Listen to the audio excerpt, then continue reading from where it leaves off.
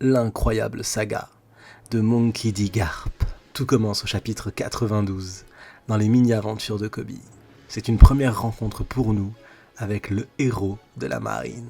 Mais dans l'univers de One Piece, il est l'homme qui a réalisé l'impossible. Il est l'homme qui a vaincu et capturé Goldie Roger. Il est l'homme qui a vaincu les Rocks. Mais pour nous lecteurs, qui est ce personnage ? Apparaître le grand-père de Monkey D. Luffy et le père de Monkey D. Dragon. Que représente-t-il pour nous ? Et c'est là qu'on retrouve deux clans. Le premier clan qui pense que Monkey D. Garp est un héros, est un GOAT, qu'il est incroyable, qui peut faire envoyer chier n'importe qui peut répondre à n'importe qui, parler à n'importe qui comme de la merde, être un vrai GOAT suprême. Et un deuxième clan qui pense que c'est une merde, une raclure de bidet, un personnage faussement bon et horrible. Comment on peut en arriver là ? Alors là, bonne chance. Non, pour être tout à fait honnête, c'est plutôt simple. Au début, quand j'étais jeune, moi-même, gamin, j'étais fan de Monkey D. Garp. J'étais complètement fan de ce personnage-là. Pour moi, il était la quintessence de la badassitude. Le voir, c'était quelque chose de magnifique, alors que réellement dans le manga, on le voit très peu. Mais c'est la magie de One Piece. On arrive à déceler rapidement la place que prend un personnage dans le lore, dans l'histoire principale de l'œuvre. Et il en prenait une grosse part. Mais en grandissant, et l'œuvre avance, on a des informations complémentaires, je me suis dit, mais attends, quand il est allé récupérer Ace, il l'a récupéré après 21 mois de grossesse. Comment il a pu savoir qu'elle allait survivre ? Comment il a pu savoir que la mère de Ace allait survivre à cet événement-là ? Et pendant cette attente-là des 21 mois, des femmes sont mortes. Des bébés sont morts. Pourquoi ?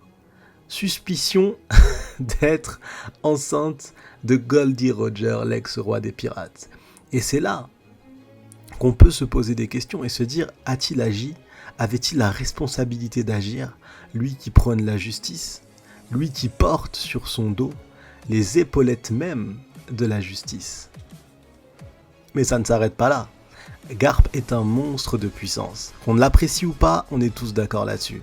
C'est un amiral. Il est vice-amiral, mais il a la force d'un amiral. Il a refusé le poste d'amiral pour pas avoir sa langue enfoncée dans le cul d'un Tenryubito. Quand le Tenryubito a envie d'avoir un amiral qui lui enfonce sa langue dans le cul. Mais le souci qu'on a avec ça, c'est que son fils, Dragon, lui, a quitté la marine. Il a quitté la marine parce qu'il ne trouve pas de justice là-dedans. Et il essaie de changer ce monde. Il essaie de déclarer la guerre à ces Tenryubito-là. Et il a même déclaré cette guerre. Alors si on part du principe que Garp est un monstre de puissance, et qu'il sait très bien que les Tenryubito sont des monstres, au point de ne pas vouloir le poste d'amiral à cause de ces Tenryubito-là, alors pourquoi ne veut-il pas changer le monde réellement ? Qu'a-t-il fait dans le manga actuellement ? Qu'on nous a réellement montré, parlons de factuel, qu'a-t-il fait qui prouve qu'il avait pleinement conscience et qu'il voulait changer les choses ? Rien du tout. Rien ne nous a été montré. Et même Koby, qui, on peut le dire, peut être potentiellement, et je dis bien potentiellement, sa meilleure réussite, finalement, ce n'est pas sa réussite. Koby était déjà comme Koby avant de rencontrer Garp. Et il continue à être Koby après avoir rencontré Garp. La puissance, ça, il peut dire merci à Garp là-dessus. Mais son cœur, le cœur de Koby, celui qui représentera la marine que moi-même je vais aimer supporter post-aventure Luffy, post-chute des Tenryubito, ce Koby-là, ce cœur restera le même. Il n'y aura pas de changement. Le changement vient par la puissance. Et je sais ce qu'on va me répondre. On va me dire, mais s'il en est là, c'est grâce à Garp. Sans Garp, il ne peut même pas penser devenir un amiral. Et c'est là qu'il y a un problème, c'est que non. Le rêve, son rêve, ne vient pas de Garp. Non, ce rêve, il l'avait avant même de côtoyer ou de connaître Garp. C'était un rêve qu'il le porte et qu'il le porte constamment. Garp lui a ouvert la porte, lui a permis d'avancer. Mais les pas, ce sont les pas de Kobe, ils n'appartiennent qu'à Kobe. Et il ne le doit qu'à Kobe. Et c'est ça toute la différence. Si jamais Kobe avait une pensée complètement différente, et que son envie de changer le monde, son envie avec son grand cœur de pouvoir sauver tout le monde, parce que la dernière leçon de Garp, Kobe ne l'a toujours pas appliquée. À la toute fin, il voulait revenir sur cette île, il voulait revenir sur la ruche. Donc cette dernière leçon, le personnage qui l'a appliquée était son ancien élève, Aokiji, et pas Kobe. Les puissants de One Piece nous content des histoires incroyables, des histoires complètement dingues de personnages mythiques. Les histoires de One Piece sont belles, mais elles sont basées et écrites et capables d'être écrites à cause de règnes de très puissants. Parmi ces puissants, on retrouve un personnage, Barbe Blanche. Barbe Blanche, la bonté incarnée. On le sait, grâce à lui, des îles vivent en paix grâce à son simple nom.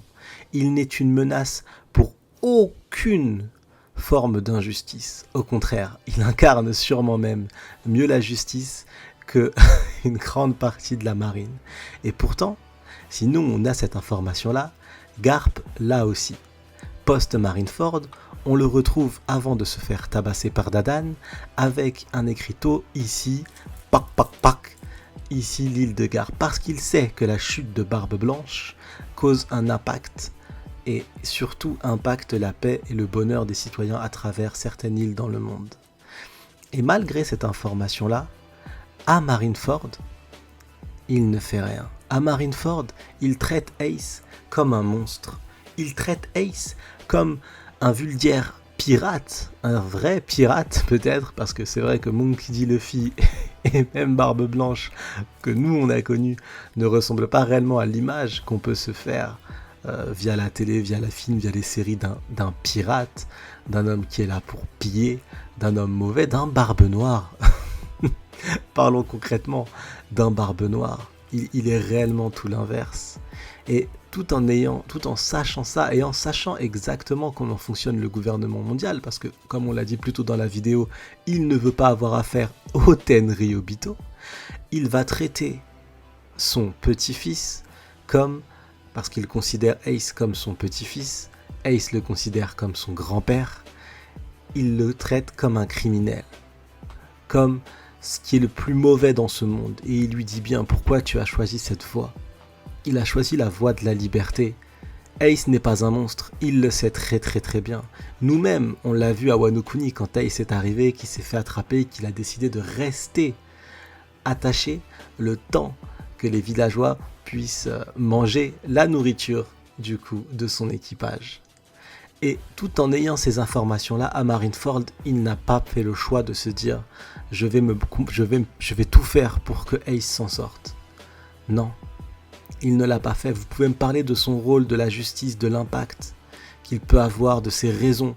Mais maintenant qu'on est au chapitre 1098 de One Piece, maintenant qu'on voit exactement comment fonctionne le monde de One Piece, et que tous les grands de ce monde, et il en fait partie, ont les mêmes informations que nous concernant les Tenryubito et leurs agissements, et sur cette fameuse justice où si tu as de l'argent et que tu es capable de payer cette fameuse tribu céleste, tu peux être protégé par la marine.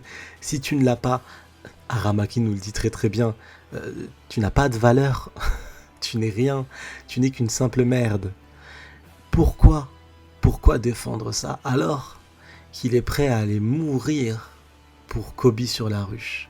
Il est prêt à faire un voyage sans retour, d'où la dernière leçon, pour Kobe. Mais il n'est pas prêt de le faire. Il ne veut pas retourner sa veste pour Ace. Et surtout Ace et pour ce qu'il représente. Et ce qu'il peut représenter dans ce monde. Et c'est pour toutes ces raisons qu'on peut ne pas apprécier Monkey D. Garp, le personnage en tant que tel, si on décide encore une fois d'aller profondément dans l'œuvre et d'essayer de comprendre et de donner un sens aux actes de certains personnages pour essayer de comprendre leur place dans cette œuvre, alors oui, il est possible d'aimer One Piece, de lire One Piece, mais de ne pas aimer Monkey D. Garp.